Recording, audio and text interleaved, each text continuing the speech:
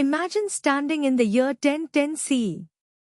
A king named Rajaraja Chola I has just completed something extraordinary, a temple so magnificent, so precisely engineered, that people will still be marveling at it 1,000 years later.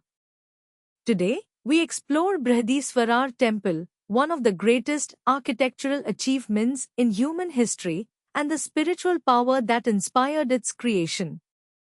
Brihadeeswarar temple stands in Tanjavur, in the state of Tamil Nadu, southern India. The name itself tells us something profound. Brihat means vast or great, and Ishwarar means the Lord or Shiva. So this is the temple of the great Lord Shiva. When you first see this temple, rising 216 feet into the sky, you understand why it earned that name. It is one of the largest temples ever built, and it was constructed entirely by human hands, using stone blocks, wooden scaffolding, and the vision of one remarkable ruler. Rajaraja Chola I was not just a king, he was a visionary. He ruled from 985 to 1014 CE, during the golden age of the Chola dynasty, one of the greatest empires in South Indian history. After his military victories across South India and beyond, he decided to build this temple as an act of devotion to Lord Shiva. He didn't just want a temple, he wanted to create something eternal, something that would stand as a bridge between the earthly and the divine. And remarkably, this temple has survived earthquakes, invasions, and the passage of time itself. The main tower, called the Vimana, is the heart of this temple. Imagine 216 feet of precisely cut stone, rising in perfect proportions, each layer smaller than the one below. The capstone at the very top, called the Kalsha, is made of a single block of granite weighing about 40 tons. How did they lift a 40-ton stone 216 feet into the air in the 11th century? Even today, this remains one of the great mysteries. Some scholars suggest they used an inclined plane made of sand that stretched for miles. Others believe they used a complex pulley system. Whatever the method, the precision is staggering. The capstone sits perfectly centered, without a single supporting pillar beneath it. When you walk inside the Sanctum Sanctorum, the innermost chamber where the deity resides, you feel something shift. In the dim light, you see the lingam of Lord Shiva, the formless representation of the infinite consciousness.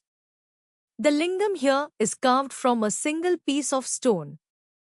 Every wall, every surface tells a story through sculptures and inscriptions.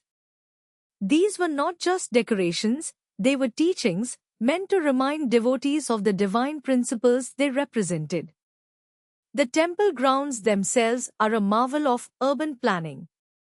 The main temple is surrounded by concentric square walls, each opening inward like nested boxes.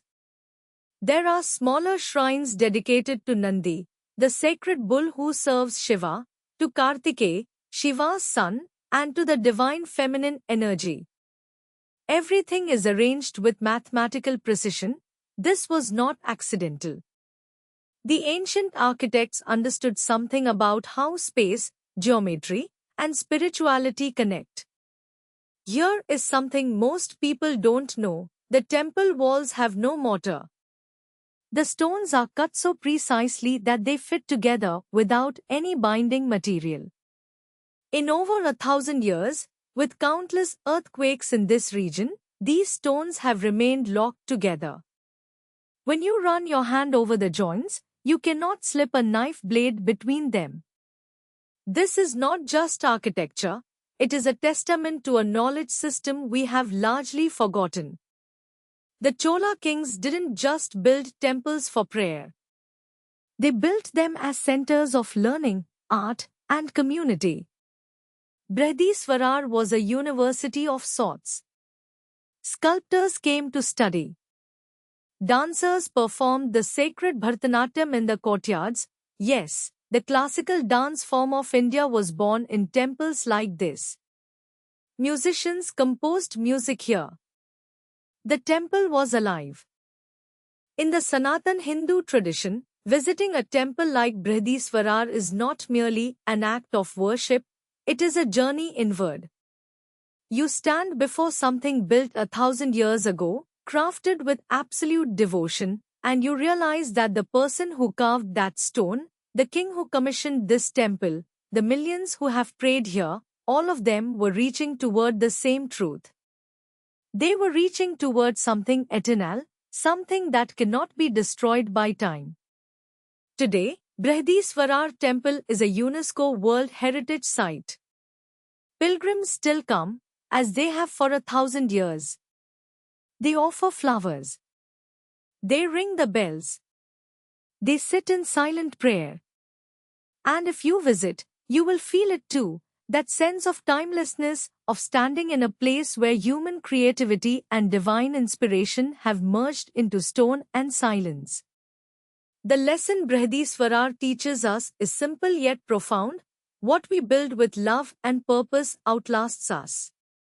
What we create with consciousness becomes eternal. 8,000 years have passed, yet this temple still stands, still speaks, still inspires. That is the power of Sanatan Dharma, it builds for eternity.